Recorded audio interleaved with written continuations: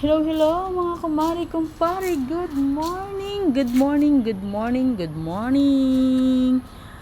Ang ganda-ganda ng morning dito, oh. Yun.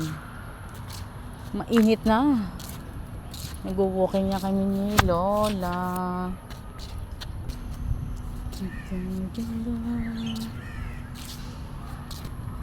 Mga kumare, nag-almusal na ba ang lahat? Kasi kami ni Lola hindi pa, nag-walking pa lang kami. Yun. Gusto ko rin sana tumakbo eh. Kaso hindi pwedeng maiwan to. Kaya ito na lang, walking. Yan, ito yung park dito. Tsaka yan ang school. Yan. Kumbaga yan ang elementary nila dito. Tsaka doon sa kabila yung high school.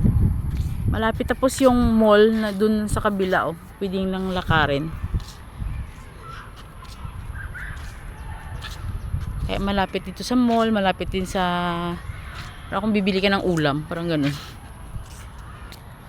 Alam niyo ba mga kumare, parang hindi rin kayo maboboring dito sa Singapore kasi kita nyo, parang probinsya lang, di ba? May mga kahoy, gano'n. Kasi yung mga ibang bansa purong mga snow, mga gano'n, snow, ganyan.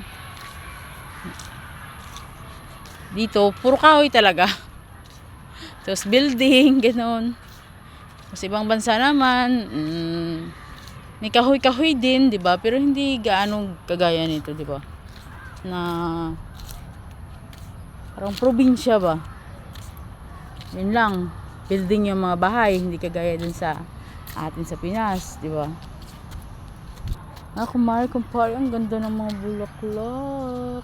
Yan. Alam niyo ba to?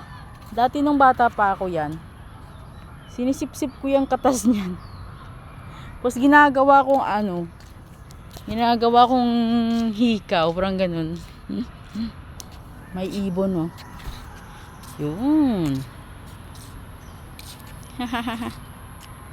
Ang cute niya.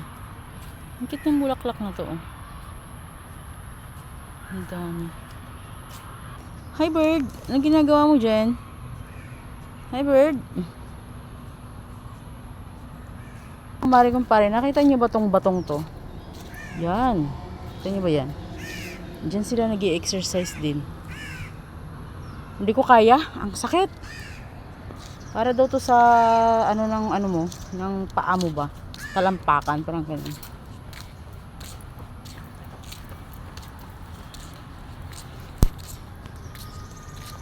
Hala kuya, sige, pang ilang round mo na yan. Mga kumpare, nakikita nyo ba to? Yun.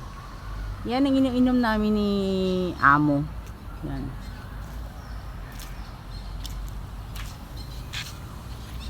Ang ganda. Mga kumpare, may garden din sila dito. Yan. Yan, may saging dito. Di ko alam kung ano yan, chiko. Ganun. Tapos meron silang okra, oh.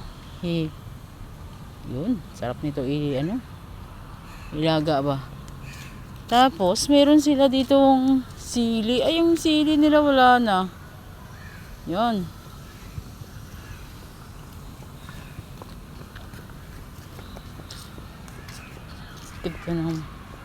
Anong tawag sa inyo nito?